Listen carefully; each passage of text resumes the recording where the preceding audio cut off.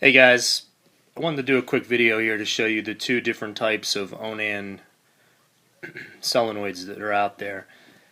One is referred to as, a lot of people refer to as a forward solenoid. It's a positive a start, meaning that this part here is connected to ground, and you attach 12 volts here, and that makes the connection between these two lugs here. The other kind of solenoid Onan uses kind of is the opposite. It internally grounds the battery to the positive side of the coil inside there, and it works by attaching negative 12 volts to here to actuate the coil, and then it produces electricity between here and here. So clearly two different types. I will tell you that most of the Onans out there use that kind, and a few of them out there use this kind. Now, you might be saying, well, how do I know which one I have? Well, there's a quite easy way to tell. You just have to find the coil and understand how it works. To do that, we can use a multimeter on the ohm setting, and we have to find the coil. So when we find the coil, we know we'll have a very low resistance in there. So the way I usually do that is I just start looking for it on every connection. So what I'm going to do here is just attach one side of this here. I'm going to take this and I'm going to look around for it. At first I'm going to go to the chassis ground. I don't see anything there. I'm going to go over here to the other side. Don't see anything there. I'm going to go here. Don't see anything here. Then I'm going to go here. Don't see anything there. So, didn't find anything there, did I? So the next thing I'm going to do is say, okay, well, let me attach this to the ground. I'm going to go from ground to here. Don't see anything there. Ground over here, nothing there. Ground here, nothing there. Then I hit this one here, and oh, what just happened there? Saw something. So put that on there, and I can see 4 ohms. Okay, so what that means is I found a way to make this work, and the way it's going to work is, because this is usually connected to the ground somewhere on the frame or on the body. The Onan is probably connected to the generator end, and therefore that's going to ground. So you got your ground here, and when you hit 12 volts positive here, that activates the coil. Therefore makes this flow together. Okay.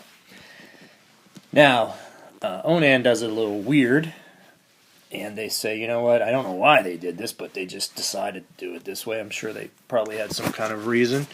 We got to do the same thing. We got to try to find what makes this thing work. We got to find the coil. So we'll attach that to there. We'll go to the frame. I don't see anything there. Go to the only terminal on here. Don't see anything here. And go over here. Don't see anything here. So far I didn't find it. Now I'm going to do the same thing I did on the other one. Attach that up to the ground. Go here, I don't see anything. Go here, don't see anything. Go here, don't see anything. So we clearly know that this is not the same exact solenoid as this, because we just did the same test and I couldn't find the coil. Now, if I put this over here, that's one side, and I go here, I get nothing. I go here, I get nothing. And if I go here, voila, found it. So, what's that tell us? Well, that tells us that if I have the battery connected to here, because this big lug here is where your battery connects to on one side, and if I have positive here and I attach negative here, guess what? It activates and it starts up your generator. So, this is the correct type of solenoid and this is not for most of the Onan generators. I think this part number is 107, what is it here? The one on the right is 307 1046. The one on the left is 307 1166. So it's very confusing. I will tell you, most of the Onan generators use this. Some of them use that. But the best way to tell is to ohm it out and find out which way it works. If you follow the procedure that I just did, you can clearly tell this has nothing to do with grounding this thing here to the chassis. It doesn't matter. It doesn't work. The idea is the battery gets connected here. The negative from the start-stop switch gets connected here. As soon as you hit the start switch, it puts negative 12 volts here. Juice flows through here. Your generator starting wire is connected here, and it turns over. You come over here, doesn't work that way. If you try to hook that up the same way, if you try to replace this with this, you're going to have a bunch of problems. Probably cause some major wire damage, or possibly a non-operable generator. That's not to say you can't get this to work. Now, if we think about this, if you took this and it's the only thing you could find, and it was an emergency of an ice storm or whatever, and you just don't have any other availability, but you have this, you could get it to work, right? You just have to isolate this ground from the chassis, because you don't want it connected to the ground all the time. You don't want it connected to the chassis all the time, only when you hit that switch. So what you could do, cut yourself a piece of plastic, hard plastic, not plastic film, but a hard piece of plastic, or a cork gasket, or some kind of felt gasket, a decent thickness, so that this does not touch the ground frame that you're attaching it to the generator. So therefore you're kind of isolating the ground. Then what you could do, whichever terminal we saw here before when we were isolating, I think we said this and this activates the coil.